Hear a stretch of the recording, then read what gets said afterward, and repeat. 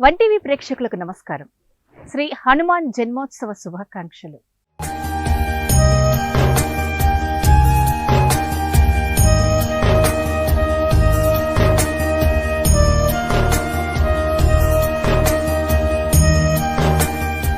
శ్రీయాంజనేయం ప్రసన్నాంజనేయం ప్రభో దివ్య కావ్యం భజే వాయుపుత్రం భజే వాయుగాత్రం అంటూ ప్రతి హిందువు ప్రతి నిత్యం కొలిచే మంత్రం.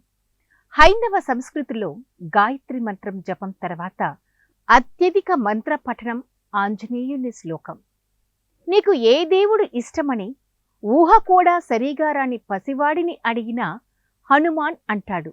కారణం, ప్రతి హైందవుని ఇంటిలో రామాయణం, రామచరిత్రలో హనుమాన్ గురించి కథలు కథలుగా వినిపిస్తారు. చిన్నతనము నుంచే హనుమాన్ ధైర్య సాహసాల గురించి ఊరించి చెబుతూ ఉంటారు పెద్దవారు. అందుకే హనుమంతుడు అంటే ఇష్టపడని వారుండరు. ఈరోజు హనుమాన్ జన్మోత్సవం సందర్భంగా హనుమంతుని ప్రత్యేకమైన విశేషాల గురించి తెలుసుకుందాం.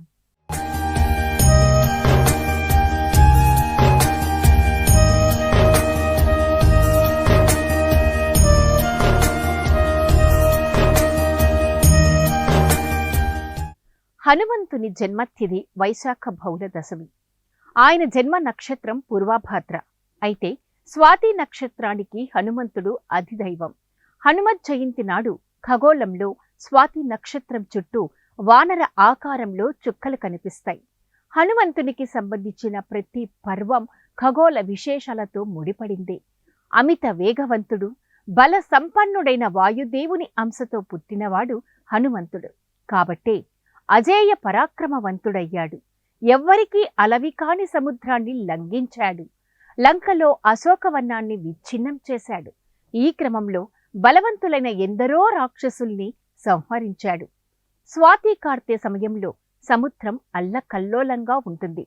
ఆంజనేయుడు సముద్రాన్ని దాటే సమయంలో కూడా ఆయన వేగానికి సముద్రమంతా కకావికలమైపోయింది. అలాగే స్వాతి నక్షత్రం శుక్రగ్రహంతో కలిసి ఉంటుంది. సహజంగా ఈ రెండు కలిస్తే గాలికి వర్షం కూడా తోడవుతుంది. ఇలాంటి సమయంలోనే వరదలు, ఉప్పెనలు, తుఫానులు వస్తాయి. మేషరాశి అస్తమించే సమయంలో అంటే సూర్యాస్తమయంలో సప్తమ లగ్న వేళ తులారాశి అవుతుంది. కాబట్టి ఈ తులాలగ్నంలో కూడా స్వాతి నక్షత్రమే ఉంటుంది.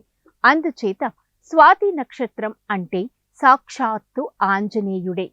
కాబట్టి ఇదే వైశాఖ బహుళ దశమి సమయం.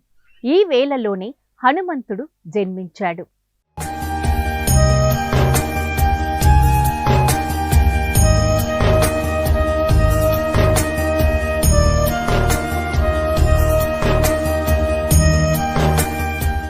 అనుయాస్యంతి మామధ్య ప్లవమానం విహాయసా భవిష్యతి హిమే పంత స్వాతేహి పంథ ఇవాంబరే అని వాల్మీకి రామాయణంలో పేర్కొన్నారు. అంటే హనుమంతుడు స్వయంగా తన తోటి వారితో తానే స్వాతి నక్షత్రం అని చెప్పుకున్నాడట. అంతేకాదు, కవి సామ్రాట్ విశ్వనాథ్ సత్యనారాయణ తన రామాయణ కల్పవృక్షంలో ద్విత్రి విలిప్తలన్ గగనవీధి జరింతును నేను స్వాతి నక్షత్రము ఓలే అని ఆంజనేయుడే అన్నట్లు చెప్పారు. ఖగోళంలో ఈరోజు స్వాతి నక్షత్రం చుట్టూ వానర ఆకారంలో చుక్కలన్నీ చేరుతాయట. ఈ విషయంపై బాల్దియా, బాబిలోనియా, ఈజిప్ట్ దేశాలు ధృవీకరించాయి. ఈ విషయం శాస్త్రీయంగా కూడా ధృవీకరించబడింది.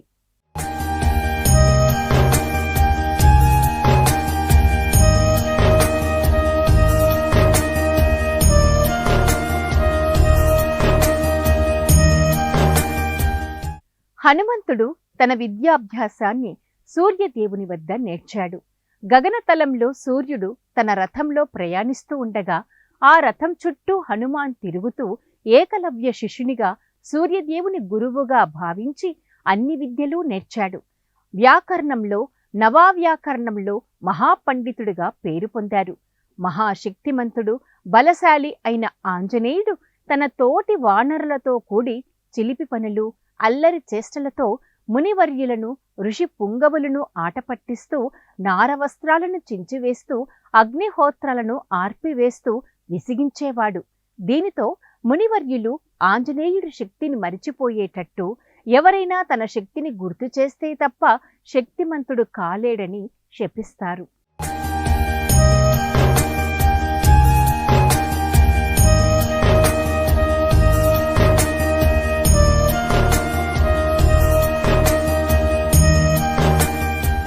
హనుమంతుడు రామభక్తుడు, విష్ణు భక్తుడు. విష్ణుమూర్తి గరుత్మంతుని అంటే శ్రవణ నక్షత్రానికి, ఆంజనేయుని స్వాతి నక్షత్రానికి మధ్యనే ఉంటాడు. అందుకే ఆయన్ను ఆగ్రే ప్రాంజలి రాంజనేయ మనిషం అని స్తుతిస్తారు.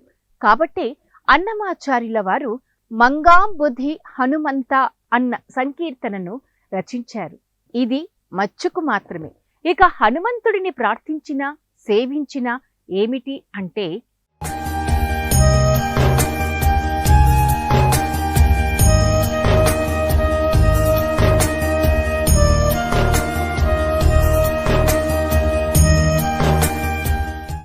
మనలోని మనోధైర్యాన్ని పెంచేవాడు ఆంజనేయ స్వామి. మన బలం మనకు గుర్తు చేసేవాడు ఆంజనేయ స్వామి. మనలో ఎలాంటి భయాన్నైనా పోగొట్టేవాడు ఆంజనేయ స్వామి. మహాసముద్రాలు అవలీలగా దాటగలిగిన వాడు ఆంజనేయుడు. మృత సంజీవినితో లక్ష్మణుణ్ణి బతికించిన మహానుభావుడు హనుమ. శని దోషాలను హరించేవాడు హనుమ. రోడ్డు ప్రమాదాలను అరికట్టేవాడు హనుమ. అందుకే రోడ్డు పక్కన పెద్ద పెద్ద విగ్రహాలు ఉంటాయి. భూత ప్రేత పిశాచ బాధలు పోగొట్టేవాడు హనుమ. అందుకే ఆంజనేయుడు కొలువై ఉన్న ఆలయాలలో ప్రతి అమావాస్యకు ప్రత్యేక పూజలు నిర్వహిస్తారు.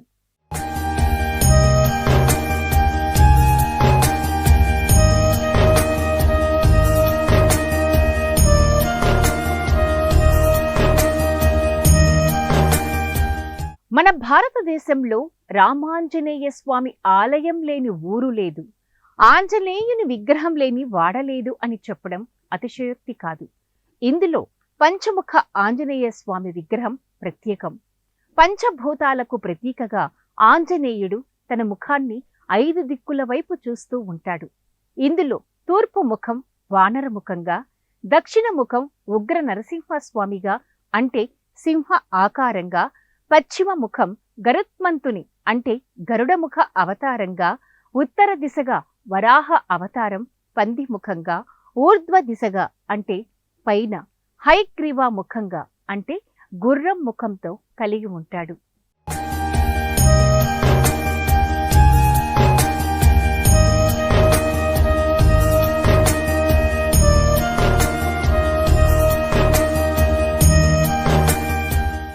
ఆంజనేయ స్వామి కూడా శ్రీ విష్ణుమూర్తిలా అవతారాలెత్తారు. మహావిష్ణువు దశావతారం ధరిస్తే ఆంజనేయ స్వామి వారు 9 అవతారాలు ధరించారు. అవేంటంటే ప్రసన్నాంజనేయ స్వామి, వీరాంజనేయ స్వామి, వింశతి భుజ ఆంజనేయ స్వామి, పంచముఖ ఆంజనేయ స్వామి, అష్టదశభుజ ఆంజనేయ స్వామి, సువర్చలాంజనేయ స్వామి, చతుర్భుజ ఆంజనేయ స్వామి, ద్వాత్రింశద్భుజ ఆంజనేయ స్వామి, వానరకార ఆంజనేయ స్వామి.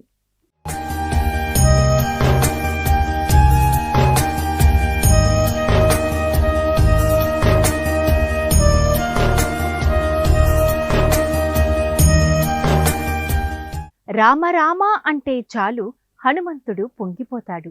జై హనుమ అంటే రామచంద్రుడు వరాల నసుగుతాడు. రామభక్త హనుమ ఆ ఇరువురి బంధం మానవ జాతికి ఆదర్శం. హనుమ పాటించిన సేవాధర్మం మానవ జీవితానికి మార్గదర్శనం. కార్యసిద్ధికి ప్రతీక అయిన హనుమంతుణ్ణి తమలపాకులతో సేవించినంతనే సులభ ప్రసన్నుడై అనుగ్రహించే దైవం. సకల విద్యా ప్రాప్తిని కలిగించేవాడు, సమస్త జన వశీకరణుడు, సకల జయములను ఇచ్చి బ్రోచే హనుమ నీకు జయము జయము. మరొకసారి హనుమాన్ జన్మోత్సవ శుభాకాంక్షలు.